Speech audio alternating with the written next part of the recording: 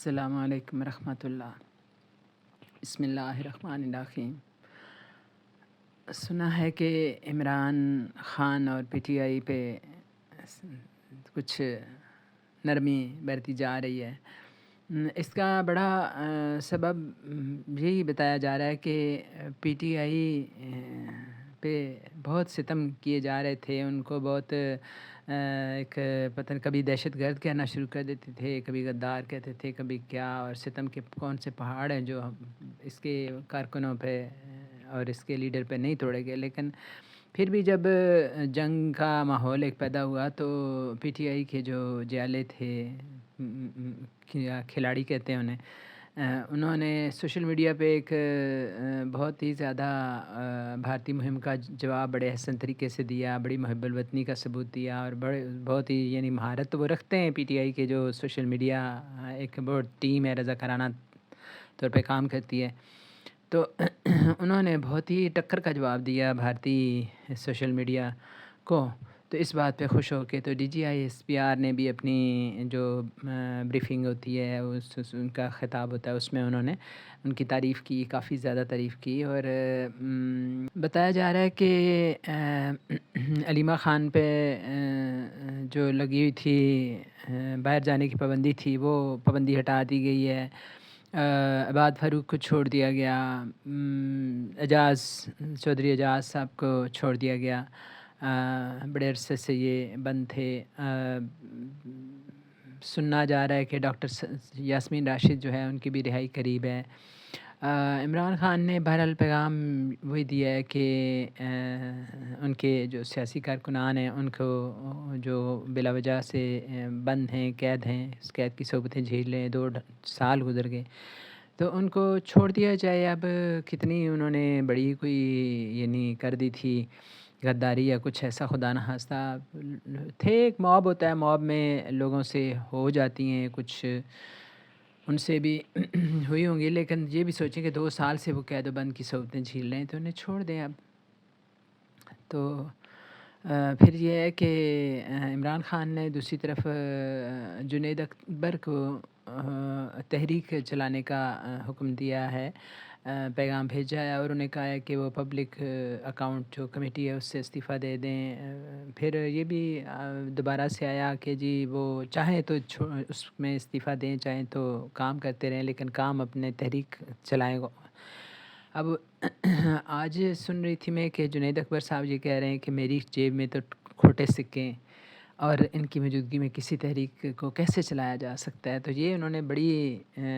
یاد دلا دی ہے، بہت بڑی بات، جو یہ تو قائد اعظم نے فرمائی تھی کہ انہوں نے بھی کہا تھا کہ میری جیب میں کھوٹے سکے، اور ان کی مراد اپنے کوئی عام یہ اس طرح کے پی ٹی آئی ورکرز کی طرح کے نہیں تھے ان کے ساتھ لوگ، ان کے ساتھ وہ جاگیردار لوگ تھے، انہوں نے وہ اکٹھے ہو گئے جب انہوں نے دیکھا کہ مسلم لیگ بہت مقبول ہو رہی ہے، تو سب سے پہلے جو قائد اعظم کے قریب لوگ آئے وہ یہ جاگیردار لوگ تھے، اور قائد اعظم کو بہت جلد احساس ہو گیا تھا کہ یہ جاگیردار طبقہ اگر مسلم لیگ پر چھا گیا، حاوی ہو گیا، تو ان لوگوں نے عوام کے لیے کچھ نہیں کرنے دینا، اور انہیں احساس ہو گیا تھا کہ یہ اپنی زیادہ تر ذاتی کچھ اچھے لوگ بھی تھے، لیکن انہیں یہ احساس ہو گیا تھا کہ یہ اپنی ذاتی مفادات کے لیے اور طاقت کے حصول کے لیے آ رہے ہیں، تو اس وجہ سے انہوں نے جاگیرداروں کے بارے میں یہ کہا تھا کہ میری جیب میں کھوٹے سکے ہیں، مخلص نہیں ہیں یہ لوگ، اپنے عوام کے لیے اپنے عوامی درد کم رکھتے ہیں، ذاتی مفاد کے چکر میں مسلم لیگ کے ساتھ شامل ہوئے ہیں، لیکن انہوں نے ہار نہیں مانی۔ اب جنید اکبر نے جب یہ ذکر کیا تو انہیں یہ بھی پتہ ہونا چاہیے کہ قائد اعظم نے کہا تو تھا یہ بات ضرور، لیکن انہوں نے پھر ہار نہیں مانی تھی، اور انہیں پھر یہ احساس ہوا تھا کہ اگر بھرپور میں تحریک چلانی ہے مجھے، تو مجھے عوام کے ساتھ رابطہ تیز کرنا ہوگا، انہیں اپنا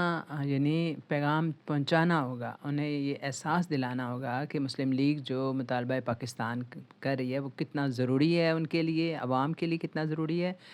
اور اس کے لیے جدوجہد سبھی کریں گے تو تبھی کامیابی ہوگی۔ اس کے لیے سوچیں آپ کہ اس وقت انہیں کینسر کے وہ مریض تھے اور عمر کے آخری عرصے میں تھے جب انہوں نے طوفانی دورے کیے ہیں، اور آپ اپنے بڑوں سے پوچھیں، آپ کو بھی پتہ ہوگا کہ قائد اعظم نے کوئی دیہات نہیں چھوڑا، کوئی چھوٹے سے چھوٹے ٹاؤن تک وہ گئے اور اپنے وہ ایک کمپین ہوتی تھی ان کی، ان کو بڑی زبردست طریقے سے، میں کے بعض اوقات پڑھتی ہوں تو مجھے بڑی وہ ہوتی ہے کہ انہوں نے اپنے بڑا دلچسپ بنایا اپنے جلسوں کو۔ عمران خان کے بھی جلسے بہت کلرفل ہوتے تھے، لیکن میں سمجھتی ہوں قائد اعظم کے جلسے زیادہ اس حوالے سے اٹریکٹیو تھے عوام کے لیے کہ اس میں یہ جو قوال ہوتے تھے، لوگ ہمیشہ ہی قوالوں کو بہت پسند کرتے ہیں، ہر طبقہ، یعنی یہ جو تھے نصرت فتح علی خان کے یہ تایا اور اس کے ان کے بڑے جو والد تھے، وہ خود نصرت نے بتایا، اور ویسے بھی ہم کبھی پڑھیں تاریخ کو تو پتہ چلتا ہے کہ قائد اعظم کی جو جلسہ ہوتا تھا اس میں ایک پورا ڈیلیگیشن ہوتا تھا، اور اس میں یہ بڑے بڑے قوال ہوتے تھے، بڑے بڑے شاعر ہوتے تھے، بڑے یعنی علامہ اقبال سب سے بڑی مثال ہے، اس کے علاوہ بھی حفیظ جلندری اور مولانا ظفر علی خان اور اس طرح کے لوگ تحریک میں شامل رہے ہیں اور ان جلسوں کی زینت ہوتے تھے۔ تو پھر خود وہ قائد اعظم بھی ہم رکاب ہوتے تھے ان جلسوں کے، اور وہ وہاں تقریر کرتے تھے، لوگوں سے ملتے تھے، یہی نہیں بلکہ انہوں نے طلباء کے ساتھ بہت ہی گہرا تعلق رکھا، خود ذاتی طور پر ان کا تعلق تھا، وہ یعنی خطوط کے ذریعے جا کے طلباء ان سے ملنے آتے تھے، یعنی اس طرح کا انہوں نے تعلق رکھا کہ بہت بظاہر تو کہا جاتا ہے کہ وہ بڑے ڈسپلن اور بڑے یعنی تھوڑے سخت مزاج تھے، لیکن قائد اعظم نے طلباء کو احساس دلایا کہ وہ ایک تحریک آزادی میں کتنے اہم ہیں، کچھ مطالبہ آزادی کے لیے کتنے اہم ہیں، اور ان کے ساتھ وہ پکا رابطے میں رہتے تھے، اور وہ ان کے پاس آتے تھے، اور بڑا ان کا اہم کردار رہا ہے۔ عام عوام یعنی چھوٹے مزدور طبقے سے لے کے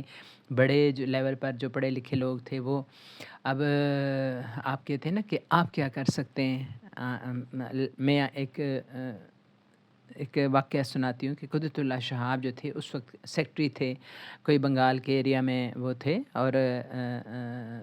وزیر اعلیٰ کے سیکٹری تھے، اور انہوں نے کہیں سن لیا وزیر اعلیٰ کو کوئی اپنے، اور وہ ہندو وزیر اعلیٰ تھے، اور وہ اپنے منسٹر وغیرہ سے بات کر رہے تھے، اور انہوں نے کچھ اس طرح سے کیا ہوا تھا کہ مسلمانوں کو یعنی دبا کے رکھنا ہے، اور ان کو کسی طرح سے کوئی بڑے ان کے بارے میں کوئی اس طرح کی تھی کہ یعنی انتخابات میں کچھ ریگنگ کرنی ہے اور ان کا قتل عام کرنا ہے، اور اس طرح کی کچھ ان کا وہ منصوبہ تھا، اور پھر انہوں نے پیپرز میں بھی دیکھا کہ یہ ایک بہت ایک پلانڈ ایک وہ تھی، مسلمانوں کے خلاف ایک کوئی انہوں نے کرنا تھا۔ تو یہ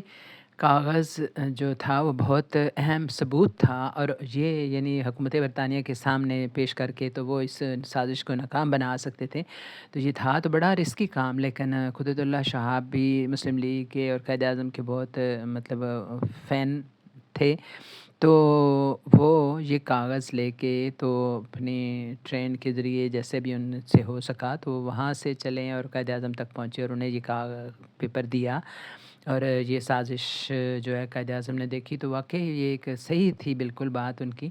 تو قائد اعظم تھوڑا انہوں نے کہا کہ یہ تمہارے باس کو پتہ ہے، یعنی جو وزیر اعلیٰ ہیں ان کو پتہ ہے؟ انہوں نے کہا نہیں۔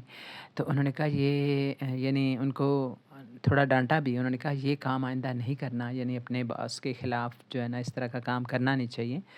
لیکن وہ کاغذ انہوں نے لے لیا اور پھر حکومت برطانیہ کو پیش کیا، اور اس طرح یہ مسلمانوں کے خلاف جو کافی کبھی قسم کی سازش تھی وہ ناکام ہوگی۔